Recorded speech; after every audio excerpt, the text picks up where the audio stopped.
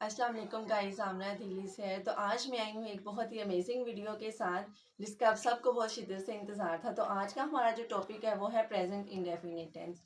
तो जिसमें हम डिस्कस करने वाले हैं कि प्रेजेंट इंडेफिनिट टेंस हम किन कंडीशंस में यूज़ करते हैं और इसकी क्या रूल्स एंड रेगुलेशंस है। और बेसिकली जो सेंटेंस प्रेजेंट इंडेफिनिट टेंस जो है इसमें सिंपल और अफर्मेटिव सेंटेंसेस का क्या स्ट्रक्चर है। तो पहले तो हमें पता होना चाहिए कि प्रेजेंट इंडेफिनिट टेंस जो होता है ये बहुत ही इजी सा होता है। इसीलिए जो है हम इसमें हेल्पिंग वर्ब्स को एज सच यूज़ नहीं होता, लेकिन हम इसको कोई भी सिंपल जो लोग होते हैं जिनको अभी तक नहीं पता, जिन्होंने अभी अच्छी तरह से लर्न नहीं किए होते टेंसेस को, वो इसमें इज है मार का यूज़ कर देते हैं या वो इसमें कुछ और ही वो हेल्पिंग वर्ब लगा के वो सेंटेंसेस को कंप्लीट कर देते हैं। तो आज हम इससे रिलेटेड सारी कन्फ्यूजन दूर करने वाले हैं। तो so let's start present indefinite tense.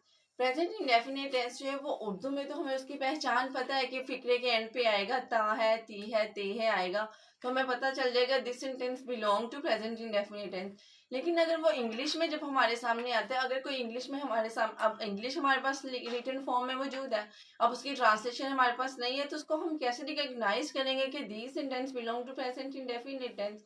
तो इसके लिए कुछ रूल्स एंड रेगुलेशन, अगर आप बिल्कुल ही ता एंड ती पे लटके रहेंगे, उस माइंड में सोचेंगे, इंतजार करें कि अब अगला बंदा आपको ता है ती है के बारे में बताएगा, फिर वो आपके माइंड में क्लिक करेगा तो आप इसको इंग्लिश में ट्रांसलेट करेंगे।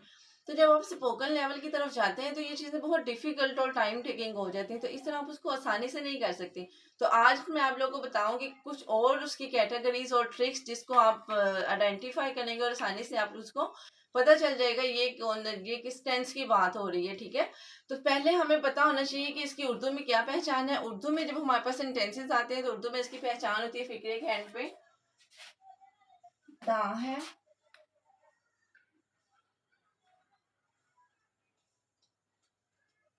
ती है, ते है, ते है वगैरह आता है। ठीक है, और जो काम अभी प्रेजेंट में हो रहा होता है। अब प्रेजेंट की बात यही है, अब देखिए प्रेजेंट के काम जो है वो मौजूद है, हाजिर की प्रेजेंट की बात हो रही है। अब इनडेफिनेट के हमें डेफिनेट से वो निकले है ना। अब देखिए इनडेफिनेट के अंदर एक और वर्ड है डेफिनेट। हम कहते हैं कि definitely we will do this, कि हम ये काम करेंगे। अब इनडेफिनेट की है वो उसकी अनसर्टेनिटी वाली कंडीशन है, वो खुद श्योर नहीं है उस काम के बारे में कि वो काम किस नौयत में जा रहा है। और टेंस आपको पता है कि हमें वो टाइम के बारे में बताता है उसमें। अब इसका जो प्रेजेंट इंडेफिनिट टेंस है, अब इसके एंड पे आएगा ता है, ती है, ते है, कि वो काम जो है वो भी करेगा या उसने करना है, इस बारे में वो बात करता है। जो फर्स्ट इसका जो यूज है, हमें किस मामले इसको हम यूज करेंगे। सिंपल अगर हम बात करते हैं, इसका जो फर्स्ट कैटेगरी आती है to express daily routine and custom. जो सबसे पहला इसका जो सबसे ज्यादा यूज होता है प्रेजेंट इंडेफिनिट टेंस, वो ये होता है कि हम अपनी डेली रूटीन्स की बात करते हैं। जब हम सुबह से लेकर हम शाम तक की अपनी जो भी रूटीन है, हम जो भी गोइंग ऑन हमारी लाइफ में होता है हम करते हैं। लाइक सुबह get up early, wake up early in the morning and go for a brush, take bath, go to school. जो हमारी जो जितनी भी हमारी शुरू सुबह से लेकर रात तक जितनी भी डेली रूटीन्स होती हैं वो सारे इसमें आ जाती हैं। एक तो इसका हम इस डेली रूटीन को एक्सप्रेस करने के लिए हम प्रेजेंट डेफिनेट टेंस का यूज करते हैं।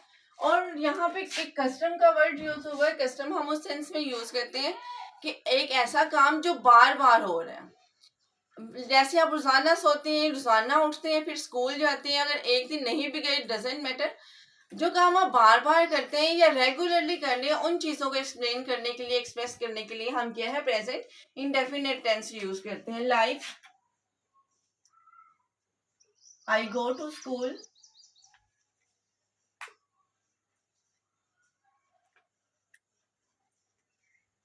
she takes breakfast। तो डेली जो रूटीन है, जो आप डेली बेसिस पे काम कर रहे हैं, उनके लिए हम ये टेंस यूज करते हैं। और सेकंड जो इसकी कैटेगरीज किया है, इन comparing newspaper, comparing newspaper headlines. अब कंपेयरिंग क्या होती है, आप किसी भी शो में जाते हैं, जब हम क्रिकेट मैच की हो रही होती है, फुटबॉल मैच हो रहा होता है, या किसी क्लास में या स्कूल में कोई फंक्शन ऑर्गेनाइज किया होता है, तो उसकी वो कंपेयरिंग में आपने नोट किया होगा कि वो प्रेजेंट इंडेफिनिट टेंस यूज कर लेते हैं, क्योंकि मैंने पहले ही ऑलरेडी आपको बता दिया है जब हम प्रेजेंट टेंस क्यों करते हैं, क्योंकि जब हम डेली रूटीन पे प्रेजेंट को ही हम डिस्कस कर रहे हैं। अब कंपेयरिंग में भी क्या होता है, वो यही बता रहे हैं कि अब वो बच्ची आएगी जिसको हम इनाम वो डिस्ट्रीब्यूट कर रहे हैं, या प्राइज डिस्ट्रीब्यूशन सेरेमनी है, या वो भी तो प्रेजेंट की बात करें ना कि अभी वो जीतेगा, बॉल आएगी, वो इस तरह से वो भी तो प्रेजेंट को ही एक्सप्लेन कर रहे हैं। इसीलिए कंपेयरिंग में भी आप लोगों ने नोट करना है कि वो कौन सी वो चीज प्रेजेंट इंडेफिनिट टेंस यूज करते हैं। अब न्यूज़पेपर में भी आपने नोट किया तो वो प्रेजेंट की बात कर रहे होते हैं, क्योंकि वो आप लोग को प्रेजेंट की ही बारे में आगाह कर रहे होते हैं। और स्पेशली आप लोग जब हेडलाइंस देख रहे होंगे तो वो जैसे अचानक से अर्थक्वेक आ गया, या कोई और सडन कोई भी कोई ऐसा इंसिडेंट हो गया, या कुछ भी ऐसा हो गया, तो वो उसके लिए भी आपको प्रेजेंट के बारे में ही उससे अवेयर कर रहे हैं। तो वो क्या यूज करेंगे, प्रेजेंट टेंस यूज करेंगे। और tell story, jokes and events, जब हम कोई जोक करते हैं या किसी इवेंट को डिस्कस करते हैं, प्रेजेंट में स्टोरीज जब हम बच्चों को सुनाते हैं स्पेशली, तो भी हम प्रेजेंट की बात करते हैं, क्योंकि हम उनको पास्ट में रह के नहीं सुनाते। हम बताते हैं कि वो आता है, जिस तरह हम डेली रूटीन एक्सप्रेस करते हैं, हम बच्चों को भी लेसन, मॉरल लेसन के तौर पे हम वही स्टोरी सुना रहे होते हैं। तो इन सब चीज़ों के लिए भी हम क्या यूज़ करते हैं, प्रेजेंट इंडेफिनिट टेंस ही यूज़ करते हैं। लाइक अपने डैड के बारे में बताएगा, my dad is going to. तो इस तरह से जितनी भी वो चीजें बताएगा, अपने डैड के रिलेटेड बताएगा, अपने डेली रूटीन से रिलेटेड बताएगा, वो प्रेजेंट इंडेफिनिट से रिलेटेड होगी। अब आप लोगों ने क्या काम करना है, आज से ही आप लोगों ने कंपेयरिंग को ओपन करना है, और न्यूज़पेपर और हेडलाइंस पे आप लोगों ने फोकस करना है, और नोट डाउन करना है कि उसमें किस टेंस का वो किस टेंस में उन चीज़ों को एक्सप्लेन किया जा रहा है। और इसका एक आप लोग को एक और बेनिफिट होने वाला है, वो ये कि इससे आप लोग की इंग्लिश की अगर आप सुनेंगे तो आपकी लिसनिंग बहुत अच्छी हो जाएगी, आपको वोकैबुलरी बहुत अच्छी मिल जाएगी। तो ये स्पोकन के लिए आपको बहुत अच्छा ये हेल्पफुल होने वाला है, और एक ही आपका फर्स्ट स्टेप स्पोकन की तरफ चला जाएगा। क्लियर? तो कंपेयरिंग्स में आप लोगों ने गौर करना है। और थर्ड जो इसका जो बेनिफिट है, हम इसको यूज करते हैं टॉक अबाउट फ्यूचर प्लान्स और टाइम टेबल। अब फ्यूचर प्लान्स आप बात करेंगे कि फ्यूचर तो एक अलग से टाइम है, बात फ्यूचर की है, लेकिन हम उसको आज डिस्कस कर रहे हैं कि लाइक कल हमने जाना है, तो हम यही कह रहे हैं कि हमारी कल कितने बजे की टिकट से हम कितने बजे कल रवाना होंगे। तो यहाँ पे भी हम कहते हैं we reach at the station at 6 o'clock या 3 o'clock। तो जब हम वही है फ्यूचर की बात है, प्लानिंग फ्यूचर की हो रही है, लेकिन हम उसको आज डिस्कस कर रहे हैं। हमसे पूछा जाता है कि आपने आज स्कूल जाना है, या कल आप स्कूल जाएंगे, या हम कहते हैं हमारी 10 बजे की फ्लाइट है, कल 10 बजे की है, हम संडे को जा रहे हैं, मंडे को जा रहे हैं। तो इस तरह जो हम फ्यूचर प्लान्स होते हैं, लेकिन हम उनको डिस्कस प्रेजेंट में कर रहे होते हैं, इस सेंस में भी क्या यूज होता है, प्रेजेंट टेंस यूज होता है। अब नेक्स्ट इसका जो लास्ट है, तो general truths and facts. General truths and जो फैक्ट्स हैं, ऐसी चीजें जिनको हम चेंज ही नहीं कर सकते। अब कौन सी ऐसी चीजें जिनको हम चेंज नहीं कर रहे, आप लोग भी सोच रहे होंगे। अब सूरज जो है वो हमेशा मशरिक से निकलता है, हम उसको चेंज नहीं कर सकते। अर्थ रिवॉल्व्स अराउंड द सन, जमीन जो है वो सूरज के गिर्द घूमती है, हम इसको भी चेंज नहीं कर सकते। तो इस तरह की जो जनरल फैक्ट्स हैं, the sun sets in the west, इस तरह से the sun rise in the east, इस तरह की जो चीजें हैं जिनको हम चेंज नहीं कर सकते, वो यूनिवर्सल ट्रूथ है, उनके लिए भी जनरल ट्रूथ्स और फैक्ट्स के लिए हम क्या यूज करते हैं, प्रेजेंट इंडेफिनिट टेंस यूज करते हैं। Like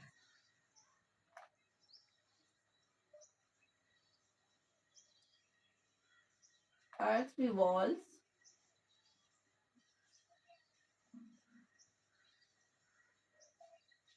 around the sun. Clear? Sun sets in the west.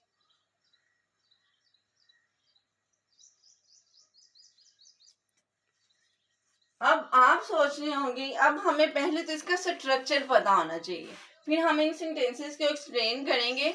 अब स्ट्रक्चर क्या है, फ्यूचर टेंस की हम बात करते हैं।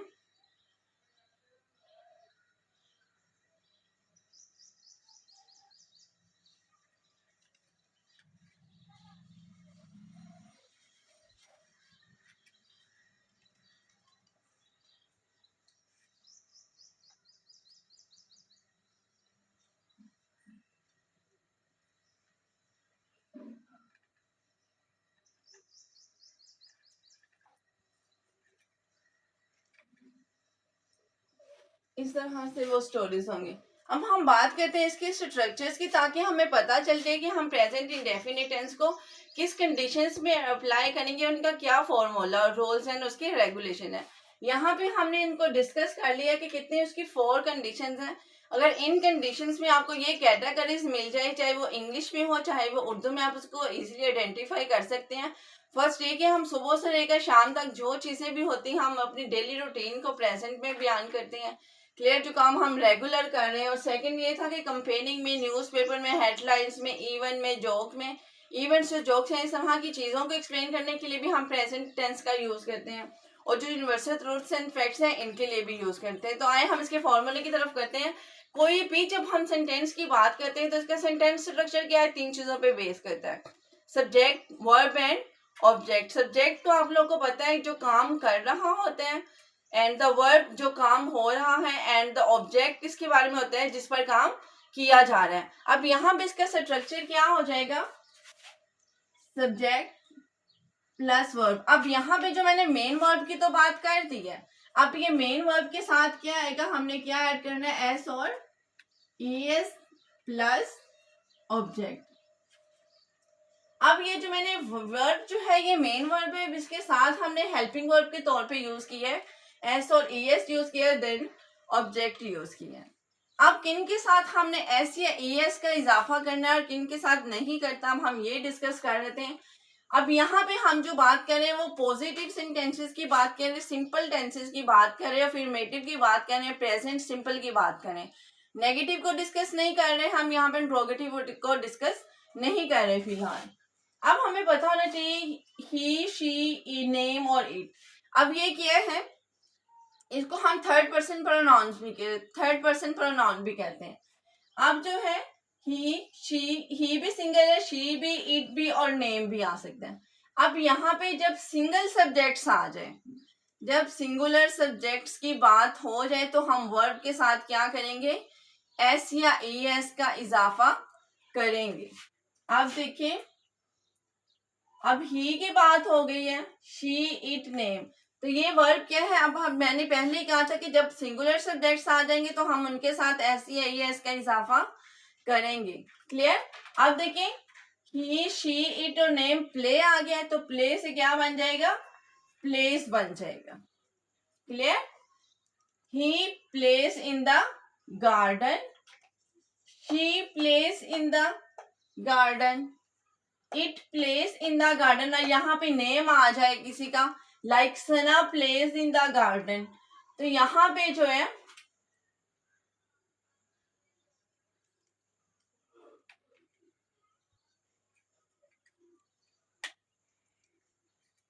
जब सिंगुलर सब्जेक्ट्स की बात होगी तो हमने एस लगाना है। इन सब कंडीशंस के साथ प्लेस वर्ब के साथ क्या आएगा, एस का इजाफा होगा। अब नेक्स्ट जो है आई एंड यू, यू वो सेकंड पर्सन प्रोनाउन है लेकिन आई फर्स्ट पर्सन प्रोनाउन है। अब देखें, अब इसकी बात हो रही है यू और आई, ये देखने में तो हमें सिंगुलर नजर आते हैं, आई की बात हो रही है, यू की बात हो रही है, लेकिन इसके साथ जो हेल्पिंग वर्ब होता है वो हम प्लूरल प्रोनाउंस वाले यूज करते हैं। वही हेल्पिंग वर्ब यूज होगा जो प्लूरल सब्जेक्ट्स के साथ यूज होते हैं। अब जो सिंगुलर के साथ तो हमने एस या एस का इजाफा किया, लेकिन जो प्लूरल सब्जेक्ट्स हैं हम उनके साथ एस या एस का इजाफा नहीं करेंगे। आई एम रिपीटिंग अगेन, जो सिंगुलर सब्जेक्ट्स हैं उनके साथ हम एस या एस का इजाफा करेंगे और जो प्लूरल सब्जेक्ट्स हैं उनके साथ हम एस और एस का इजाफा नहीं करेंगे। आई और यू जो है ये भी प्लूरल्स में काउंट होते हैं, लेकिन ये प्लूरल्स है नहीं, इनके साथ भी हम क्या करेंगे, एस या एस का इजाफा नहीं करेंगे, क्लियर। अब आई और यू की जगह 2 नेम्स भी हो सकते हैं, सना एंड अली भी हो सकता है, या कोई 2 से ज्यादा भी नाम हो सकते हैं, तो वो भी तो जमा में चला जाएगा, प्लूरल्स में चला जाएगा, उनके साथ भी हम एस या एस का इजाफा नहीं करेंगे। अब ये क्या होगा, I play in the garden, S नहीं आएगा, you play in the garden, clear. अब जो लास्ट है वी एंड दे भी प्लूरल सब्जेक्ट्स हैं, इनके साथ भी एस या एस का इजाफा नहीं होगा।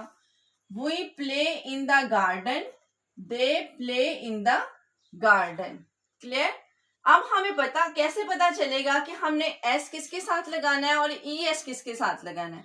इसके लिए एक सिंपल सा फॉर्मूला आप लोग याद कर ले, जिस वर्ब के एंड पे मैं वर्ब की बात करें, जिस वर्ब के एंड पे O S C H S H X आ जाए, जिस वर्ड के एंड पे इस टाइप के वर्ड्स आ जाए या ये वर्ड्स आ जाए, उसके साथ हम क्या यूज करेंगे, ES लगाएंगे।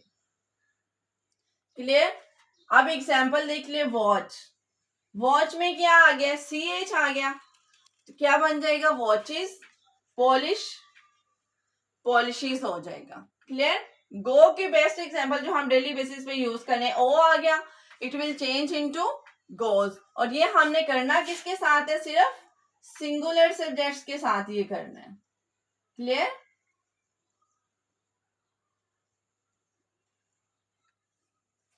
ये आप लोगों ने सिर्फ सिंगुलर सब्जेक्ट्स के साथ करना है, प्लूरल सब्जेक्ट के साथ तो हम एस या ES का इजाफा करेंगे ही नहीं। तो सिंगुलर सब्जेक्ट से अगर फिर भी आप लोगों को सिंगुलर सब्जेक्ट्स का क्लियर नहीं हो रहा, तो मेरे चैनल पे जाएंगे, वहां पे प्रोनाउंस की और उसकी काइंड से रिलेटेड एक वीडियो है, वहां पे आप इसको इजीली अंडरस्टैंड कर लेंगे। क्लियर। अब ये था एक इम्पोर्टेंट नोट।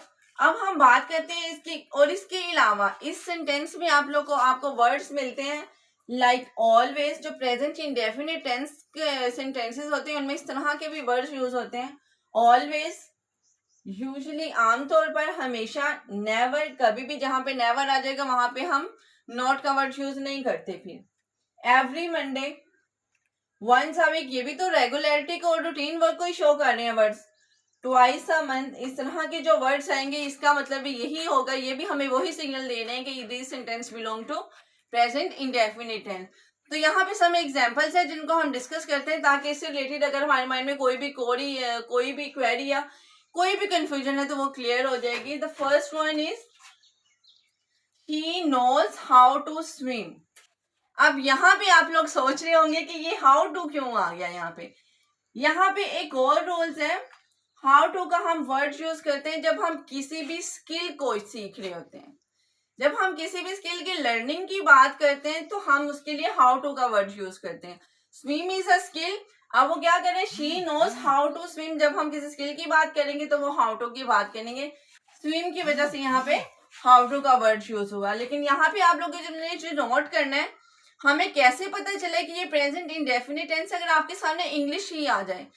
ये हमारे पास इंग्लिश में सम सेंटेंसेस है, we don't know their Urdu का तो हमें पता ही नहीं है, तो हम इसको कैसे आइडेंटिफाई करेंगे। आप लोगों ने इस तरह से आइडेंटिफाई करना है। ये है मेन वर्ब, मेन वर्ब में क्या यूज हुआ है, हेल्पिंग वर्ब एस यूज हुआ है। एस क्यों यूज हुआ है, क्योंकि यहाँ पे सिंगुलर सब्जेक्ट्स था, तो इससे हमें पता चल गया एस या ES का यूज हुआ है। It's mean this sentence belong to present indefinite tense.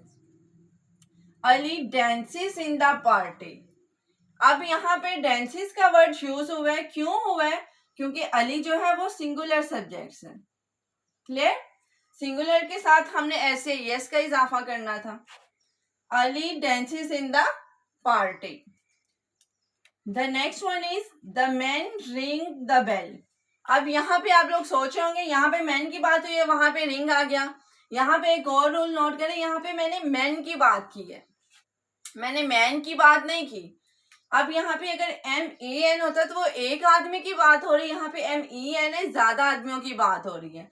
तो जब प्लूरल सब्जेक्ट्स हमारे पास आएगा तो हमने क्या यूज करना है, ऐसे ES का यूज नहीं करना। तो इसलिए यहाँ पे क्या आएगा, the man ring the bell.